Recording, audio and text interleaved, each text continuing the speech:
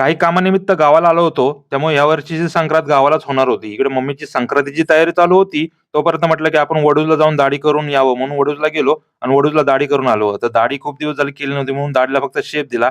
दाढी केल्यामुळे दाढीची सर्व केस अंगावर पडली होती म्हणून म्हटलं, की पहिल्यांदा तोंड धुवून घ्यावं. तोंड धुवून फ्रेश झालो. फ्रेश होऊन झाल्यानंतर आता मला कपडे घालायचे होते. त्यामुळे आतमध्ये आलो. तर इकडे आत्याची तयारी चालू होती संक्रांतीची. सर्व पूजेचं सामान तिनं मांडलं होतं. इकडे बाहेर येऊन बघतोय तर शिवज्ञाची ओमची लपाछपी चालू होती. आता सर्वांची तयारी होस तोपर्यंत मी म्हटलं, की माझ्या कपड्याला तेवढं इस्त्री करून घेतो म्हणून मी माझा जो घालायचा होता कुर्ता त्याला इस्त्री करून घेतली.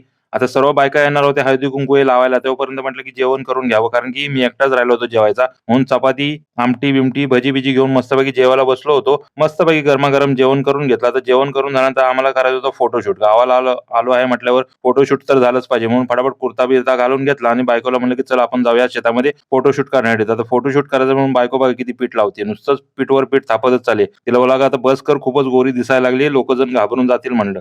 बायकोची तयारी होईस्तोपर्यंत ओम आणि शिवांना इथं सेल्फी काढत होते. आता बायको तयार झाल्यानंतर आम्ही चाललो होतो आमच्या शेतामध्ये फोटोशूट करण्यासाठी. गावाला आलो आणि गावामध्ये शेतामध्ये फोटोशूट केलं नाही असं कधी झालंय का?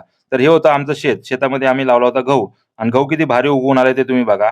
आता शेतामध्ये आल्यानंतर इथं पण शिवतने सेल्फी काढायला लागली होती. एका साइडला शिवतनेची सेल्फी चालू होती आणि एका साइडला माझ्या बायकोची फोटोशूट चालू होतं. जसजसा सूर्य मावळत चालला होता, तसं सूर्याची येलो लाईट शिवण्यावर पडत होती आणि शिवण्या त्याच्यामध्ये एक नंबर सुंदर अशी दिसत होती. आता इकडे दोघं जण श्रीश आणि शिवज्ञ शेतामध्ये खेळत होते. शेतामध्ये खेळून झाल्यानंतर फोटोशूट करून झाल्यानंतर आम्ही आलो होतो घरी.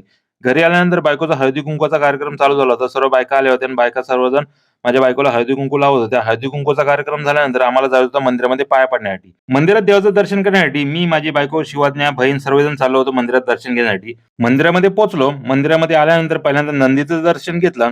नंदीचं दर्शन घेऊन झाल्यानंतर आम्ही आलो महादेवाच्या पिंडीपाशी. महादेवाचं दर्शन घेऊन आल्यानंतर आम्ही बाहेर येऊन बसलो. जर तुम्ही आपल्या पेजला फॉलो केलं नसेल तर फॉलो करा आणि आपले व्हिडिओ तुम्हाला कसे वाटतात ते नक्की कमेंट करून सांगा आणि माझ्या सर्व परिवाराकडून तुम्हाला मकर संक्रांतीच्या हार्दिक हार्दिक शुभेच्छा.